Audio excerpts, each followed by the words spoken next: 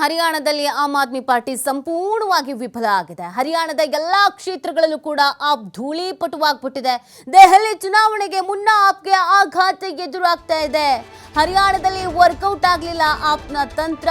ಕಾಂಗ್ರೆಸ್ ಜೊತೆ ಮೈತ್ರಿಯಿಂದ ಹಿಂದೆ ಸರಿದಿದೆ, ಆಪ್ಗೆ ಮುಳುವಾಯ್ತಾ ಅನ್ನೋ ಪ್ರಶ್ನೆ ಕೂಡ ಇಲ್ಲಿ ಎದುರಾಗ್ತಾ ಇದೆ.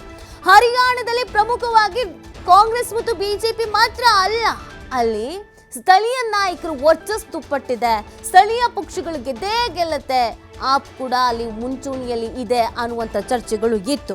ಈ ಹಿಂದಿನ ಚುನಾವಣೆಗಳಲ್ಲಿ ಅದು ವರ್ಕೌಟ್ ಕೂಡ ಆಗಿತ್ತು. ಸೊ ಸ್ಥಳೀಯ ನಾಯಕರಿಗೆ ಅಲ್ಲಿ ಮಣೆ ಹಾಕುವಂಥದ್ದು, ಸ್ಥಳೀಯ ನಾಯಕರು ವರ್ಚಸ್ಸು ಹೆಚ್ಚಿದ್ದು, ಜೊತೆಗೆ ಆಪ್ ತನ್ನದೇ ರೀತಿಯಾದಂಥ ಒಂದು ವರ್ಚಸ್ಸನ್ನು ಕಾಯ್ದುಕೊಂಡು ಬಂದಿತ್ತು. ಆದರೆ ಈ ಚುನಾವಣೆಯಲ್ಲಿ ಎಲ್ಲವೂ ಕೂಡ ಉಲ್ಟಾ ಆಗ್ತಾ ಇದೆ. ಹರಿಯಾಣದಲ್ಲಿ ಆಮ್ ಆದ್ಮಿ ಪಾರ್ಟಿ ವಿಫಲವಾಗಿದೆ, ಮುಕ್ಕರಿಸಿದೆ ಅಂತ ಹೇಳಿದ್ರೆ ತಪ್ಪಾಗ್ಲಿಕ್ಕಿಲ್ಲ. ಹರಿಯಾಣದ ಎಲ್ಲಾ ಕ್ಷೇತ್ರಗಳಲ್ಲೂ ಕೂಡ ಆಪ್ ಕಂಪ್ಲೀಟ್ ಆಗಿ ಧೂಳೀಪಟ ಆಗ್ಬಿಟ್ಟಿದೆ. ದೆಹಲಿಯ ಚುನಾವಣೆಗೆ ಮುನ್ನ ಆಪ್ಗೆ ಈ ಒಂದು ಆಘಾತ ಎದುರಾಗಿರೋದು. ಬಿಕಾಸ್ ಈ ಒಂದು ಚುನಾವಣೆಯ ರಿಸಲ್ಟ್ ಇದೆ ನೋಡಿ, ಇದು ಬೇರೆ ಬೇರೆ ರಾಜ್ಯಗಳ ಚುನಾವಣೆಯ ಮೇಲೂ ಕೂಡ ಗಂಭೀರವಾದಂಥ ಪರಿಣಾಮ ಬೀರುವಂಥ ಸಾಧ್ಯತೆಗಳು ಇದೆ. ಜೊತೆಗೆ ರಾಷ್ಟ್ರ ರಾಜಕಾರಣದ ಮೇಲೂ ಕೂಡ ಪರಿಣಾಮ ಬೀರುವಂಥ ಸಾಧ್ಯತೆ ಇದೆ ಅನ್ನುವಂಥ ಲೆಕ್ಕಾಚಾರವನ್ನೇ ಹಾಕಿಕೊಳ್ಳಲಾಗಿದೆ. ಅದೇ ರೀತಿಯಾಗಿ ದೆಹಲಿ ಚುನಾವಣೆಗೆ ಮುನ್ನ ಇದೊಂದು ಆಘಾತ ಆಪ್ಗೆ ಎದುರಾಗಿರೋದು. ಹರಿಯಾಣದಲ್ಲಿ ಆಪ್ನ ತಂತ್ರ ವರ್ಕೌಟ್ ಆದಂಗೆ ಕಾಣಿಸ್ತಾ ಇಲ್ಲ. ಅದರ ಜೊತೆಗೆ ಯಾಕೆ ಈ ಥರ ಆಯಿತು, ಆಪ್ಗೆ ಯಾಕೆ ಹಿನ್ನಡೆ ಆಯಿತು, ಆಪ್ಗೆ ಎಲ್ಲಿ ಮೈನಸ್ ಆಯಿತು ಅಂತ ನೋಡೋದಾದ್ರೆ, ಕಾಂಗ್ರೆಸ್ ಜೊತೆ ಮೈತ್ರಿಯಿಂದ ಹಿಂದೆ ಸರಿದಿದ್ದೇನೆ ಆಪ್ಗೆ ಮುಳುವಾಯ್ತಾ ಅನ್ನೋದೊಂದು ಪ್ರಶ್ನೆ ಇದೀಗ ಹುಟ್ಕೊಳ್ತಾ ಇದೆ. ಹರಿಯಾಣದ ರಿಸಲ್ಟ್ ತುಂಬಾನೇ ವಿಚಿತ್ರವಾಗಿರೋದು ಸಮೀಕ್ಷೆಗಳ ಪ್ರಕಾರವಾಗಿ ನಾವು ನೋಡಿದಾಗ ಯಾವ ಸಮೀಕ್ಷೆಯೂ ಹೇಳಿರಲಿಲ್ಲ. ಆದರೆ ಬಿಜೆಪಿಗೆ ಸ್ಪಷ್ಟ ಬಹುಮತ ಬರುವ ಸಾಧ್ಯತೆಗಳು ಈಗ ನಾವು ನೋಡ್ತಾ ಇರುವಂಥ ಮುನ್ನಡೆಯನ್ನು ನೋಡಿದ್ರೆ ಗೊತ್ತಾಗ್ತಾ ಇದೆ.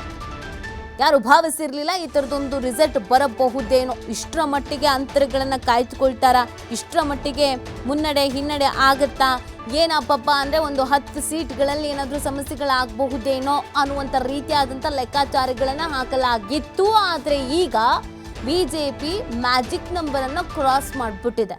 ಸೊ ಇಲ್ಲಿ ಆಪ್ಗೂ ಕೂಡ ಆಘಾತ ಆಗಿರೋದು. ಕಾಂಗ್ರೆಸ್ ಅಂತೂ ಓವರ್ ಕಾನ್ಫಿಡೆಂಟ್ನಲ್ಲಿ ಇತ್ತು, ನಾವು ಗೆದ್ದೇ ಗೆಲ್ತೀವಿ, ಗೆಲ್ಲಲೇಬೇಕು, ಸಮೀಕ್ಷೆಗಳು ಕೂಡ ಅದೇ ಹೇಳಿದೆ ಅನ್ನುವಂಥ ಓವರ್ ಕಾನ್ಫಿಡೆಂಟ್ನಲ್ಲಿ ಇತ್ತು. ಆ ಕಾರಣಕ್ಕಾಗಿ ಬೆಳಗ್ಗೆ ಸಂಭ್ರಮಾಚರಣೆ ಬೇಗ ಶುರು ಮಾಡಿಬಿಟ್ಟಿದ್ರು ಕಾಂಗ್ರೆಸ್ನವರು.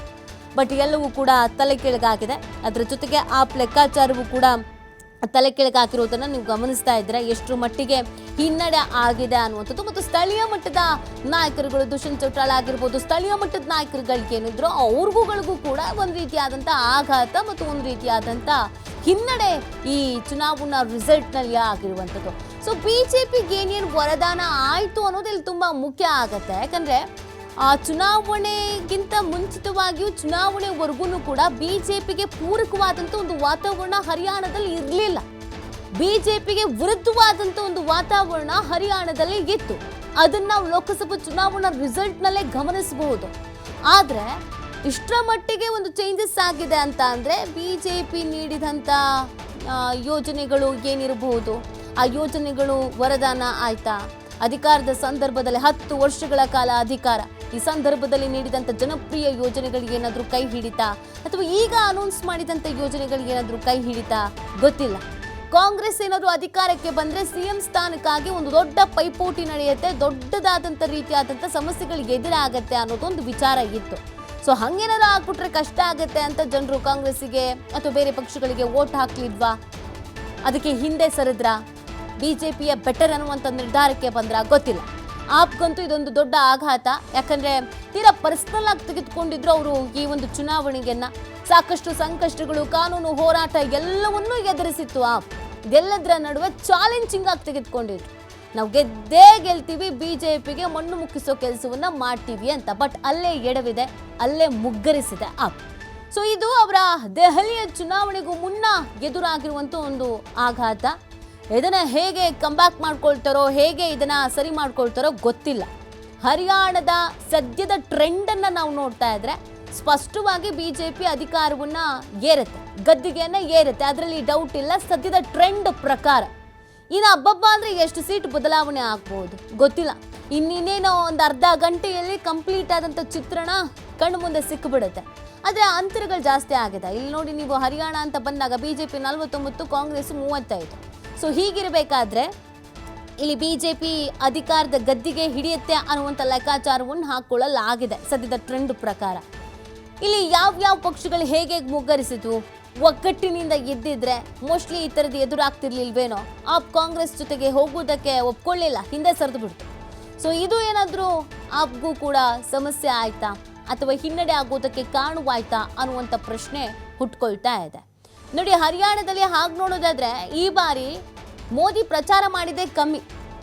ಅಬ್ಬಬ್ಬಾ ಅಂತಂದ್ರೆ ಒಂದು 4 ಪ್ರಚಾರಗಳಲ್ಲಿ ಭಾಗಿಯಾಗಿರಬಹುದು ಅಷ್ಟೇನು. ಪ್ರಚಾರವನ್ನು ಕೂಡ ಕಮ್ಮಿ ಮಾಡಿದ್ರು. ಎಲ್ಲೋ ಒಂದ್ ಕಡೆಯಲ್ಲಿ ಬಿಜೆಪಿ ಅವರೇ ಆಸೆ ಬಿಟ್ಟಿದ್ರು ಅನ್ಸುತ್ತೆ ಹರಿಯಾಣದ್ದು. ಇಲ್ಲಿ ನಾವು ಬರಲ್ಲ ಅಂತ ಕಾಣುತ್ತೆ, ಯಾಕೆ ತೀರಾ ರಿಸ್ಕ್ ತೆಗೆದುಕೊಳ್ಳೋದು ಅಂತ.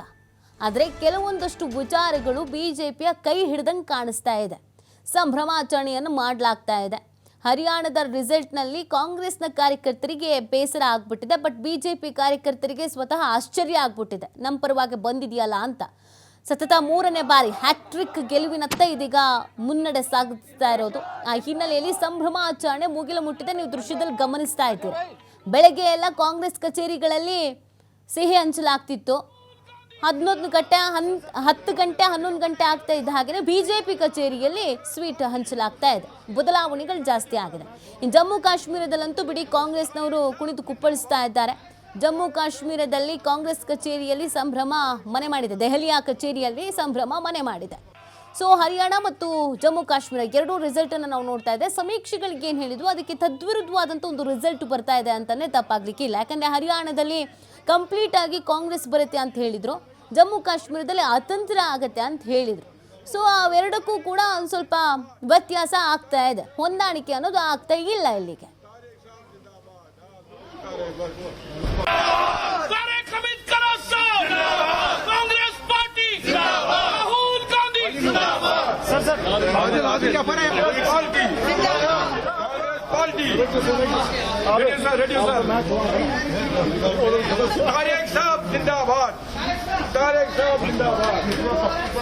तारेक साहब जिंदाबाद।